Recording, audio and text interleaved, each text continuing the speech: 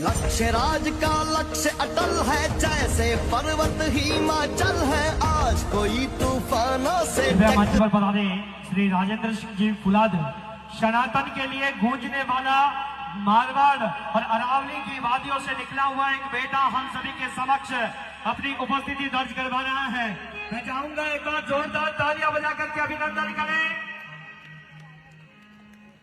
हिंदुत्व के लिए गूंजती हुई आवाज है बाप जी, ये एक ऐसा शख्स हम सभी के समक्ष अरावली की वादियों फुलाद की तरह से हम सभी के बीच में पढ़ा रहे हैं। श्री राजेंद्र सिंह जी फुलाद है। मैं निवेदन करता हूं श्री राजेंद्र सिंह जी फुलाद कृपया पढ़ाने और आज के इस कार्यक्रम को संबोधित करें। मंच पे विराजमान जो अपने संतरे जो रूप में जो दिख रहा है, आज जो वेशभूषा है, हिंदू भाई अण वेशभूषा ने समझ नहीं पाया। ओम जी आ बात हिंदू लोग भूल गा कि अण संत में और अण वेशभूषा में कई है। यानी 1000 साल तक ओम जी हिंदुस्तान में यदि घुमलाने में यदि जंजीरों झेली और भी ने हिंदू सनातन धर्म ने यदि कोई जिंदो रखियो है तो इस संत महात्मा की वजह और भगवानी वजह जिंदो रही है। बंधु आप लिए बहुत बड़ी बात है। और ओम जी में अगला जो कार्यक्रम में हो मने बटे बिना मंच में सीधो जान माइक हाथ में लेन कोई सापान माड़ा में देखता रहे कि बिना केवल आपने ले आयो मैं कि ओम जी आयोड़ा बटे और डायरेक्ट बोलन सापान माड़ा माड़ा में ऊपर ही तो मैं दौड़ निकल आई मैं ओम जी के देखे जाता रहना। और बंधुओं आपने बताऊं कि ओम जी वह शख्सियत है, कोई तो हो जाएगा कलाकार है और लाखों रुपये कमाता वेला ओम जी ने धन भेड़ो कारण मैं भी ओनी फेसबुक बंद में सर्च करूं रात्रा मैं केवल मात्र रात्रा 5 घंटा नींद दूं, दिन रात 2 घंटा नींद दूं। और ओम जी जो होती टाइम में आप वो लास्ट में लगाऊं और फिर होने के बाद 5-10 मिनट नींद आ जाए ओम जी रो भाषण होने को। मैं हिंदू भाइयों ने निवेदन करूं, समय का अभाव है, बाप जी ने भी आगे पधारना है। यानी 70 साल की आजादी के दौरान हिंदू भाई विचार मन में कर रहा है कि 1000 साल बाद में हिंदुस्तान फाचो आजाद रखियो। यानी लगभग 11वीं सदी में हिंदुस्तान ने गुलामी की जंजीरों झेलनी पड़ी और लगभग 1000 साल बाद में वो देश फाचो आजाद रखो। और बंधुओं 70 साल में कई भी हो वो आपने ध्यान नहीं पड़ी हो। हिंदू भाई मन में विचार कर रहा है कि कुछ नहीं होगा, कुछ नहीं होगा। पर एक बात मेरी गौर से सुन लेना, 70 साल में इन मुल्लों की बकरा जैसी दाढ़ी रखने वाले लोगों की जनसंख्या 1947 में लगभग 10 और 12% थी और आज बढ़कर इनकी जनसंख्या 20% के करीब हो गई है बंधुओं। और विचार करो जब 70 साल और गुजर जाएंगे तो फिर 40% होनी जनसंख्या हुई और जब 40% जनसंख्या इनकी हो जाएगी तो आपने ध्यान रखा जब इनकी 40% जनसंख्या होगी तो वो घटना आप देखो कश्मीर में क्या हुआ हिंदुओं के साथ में, आज बांग्लादेश में क्या होगा। आप क्या हो गए अटे पुलिस प्रशासन खड़ो, अटे प्रशासन खड़ो, अटे सरकार खड़ी। वहां भी सुप्रीम कोर्ट था, बांग्लादेश में भी सुप्रीम कोर्ट था, सेना थी, पूरा प्रशासन था, सरकार थी और हिंदुओं के साथ में क्या अत्याचार नहीं हुआ। और हिंदू भाइयों में आपने निवेदन करना चाहिए जिस दिन इनकी जनसंख्या 40% हिंदुस्तान में हो जाएगी उस दिन ये प्रशासन सरकार और ये नुमाइंदे यही खड़े रहेंगे और आपने वो अपमान झेलना पड़ेगा। और आप जमीन हाथ माल रही बिल्डिंग या कोई लाखों रुपयों की प्रॉपर्टी या लाखों रुपयों मेल मारिया वे आप एक साइड में पड़िया रह जाओ जो बांग्लादेश में जो भी हो। और आप विचार करो मारो संयुक्त राष्ट्र संघ सपोर्ट कह रही, अमेरिका सपोर्ट कह रही और कोई देश सपोर्ट कह रही, विश्व में आपका सपोर्ट करने वाला कोई नहीं है। विश्व में कोई देश नहीं है हिंदुस्तान का सपोर्ट करने वाला। अरे जब फोड़ो पड़ेगा तो हैंगे एक पाड़े बेटा मैं बंधु आपने कहूँ आपने शक्तिशाली बनना पड़ेगा। ये जो प्रशासन के तलवार वितरण नहीं करनी वो नहीं कर लो, मैं आपने कहूँ तलवार वाली है तैयारी कर दो, सब तैयारी कर दो।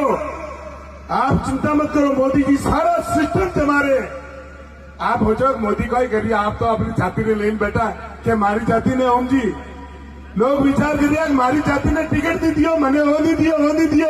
अरे आपने ध्यान को नहीं 70 साल में और गांधी परिवार वो सिस्टम की दो हिंदुस्तान में कानून पूरा होने पक्ष में बन गो।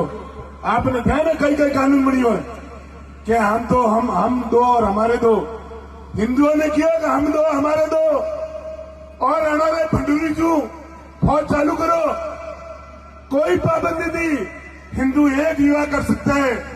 और उन्होंने बकरा जाड़ी डाली रावण खुल्लम खुल छूट और भंडूरी क्यों फौज कर दी, यानी 10 से 20% जनसंख्या बढ़ाना की कोई मामूली बात नहीं, इनकी वो गणित थी।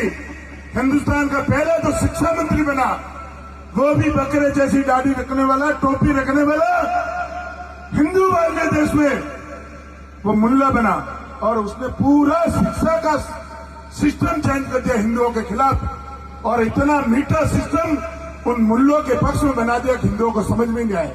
हिंदू मुस्लिम भाई भाई, अरे भाई हिंदू मुस्लिम भाई भाई यदि बेटा तो फिर कश्मीर में क्या हुआ? और बचा आपने पक्ष में एक ही दिन बोलिए भाई बांग्लादेश में घटना भी, एक भी मुसलमान को विरोध प्रदर्शन की तो भाई, एक भी मुसलमान ने विरोध प्रदर्शन नहीं किया। और जब मैंने फुलाद में रैली निकाली और जब मैं मारवाड़ में भाषण बोला इन मुल्लों के खिलाफ, कलेक्टर ने एसपी किया इसको गिरफ्तार करो, अरे फेंको ही गिरफ्तार करो, जिस दिन इनकी जनसंख्या बढ़ जाएगी 40%, अरे कलेक्टर ने एसपी थे गिरफ्तार हुए और ते हाथ पहुंची खड़े रहो, थोड़ा फर्क पाई पे कुछ नहीं होगा।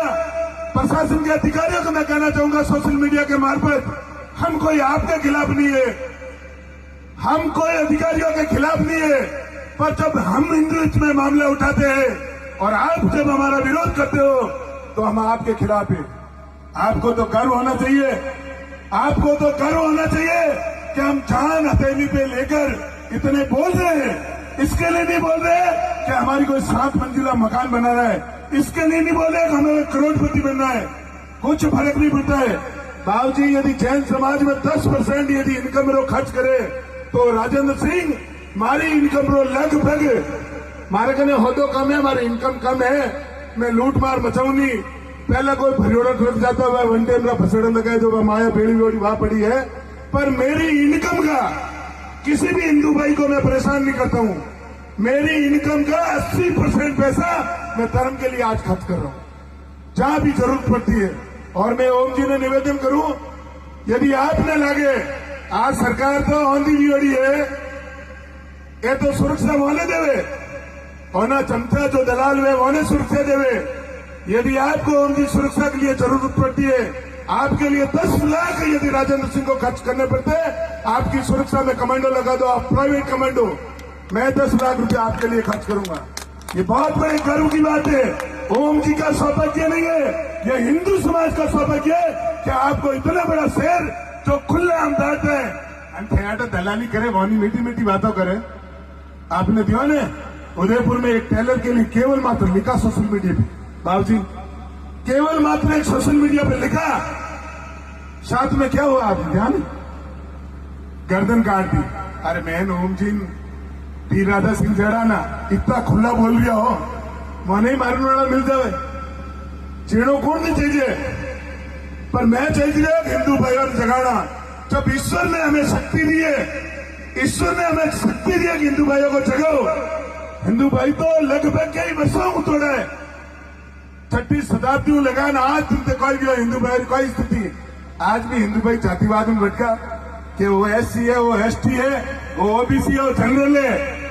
अरे जन बकरा तेरी दाढ़ी रखे जो गौ माता के खिलाफ है, जो हिंदू के खिलाफ है और हिंदू धर्म के खिलाफ है और हिंदू राष्ट्र के खिलाफ है, बड़ मुंडा ने तो आप खाली में कोरे बेहोन दो और बराबर टेबल में बैठा दो और मैंने भेड़ो भोजन दीन दो, अटे बात करो वो एससीएन एसटीएन नीचे जातो इन वजह हिंदुस्तान यदि 1000 साल गुलाम रहा तो इसकी वजह से गुलाम रहा है।